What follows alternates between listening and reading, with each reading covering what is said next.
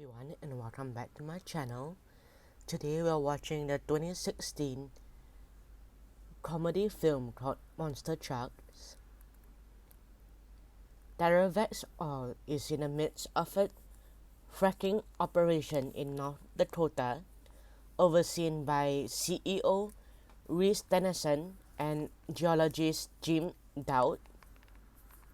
The operation releases three subterranean creatures from an underground water system and destroys the drilling rig. So Terrorvex this chase at the mountain and the group escapes, and on the way Rick helps Tripp and the group escape from Burke, preventing Burke from ramming them off the road and later stealing a large truck to block the road to prevent further pursuit. Tennyson is arrested for his crimes.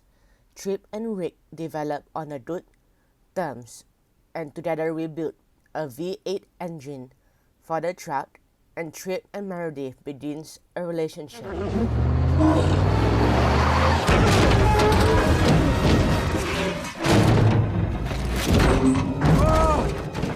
Any truck still running, get up here to the vents.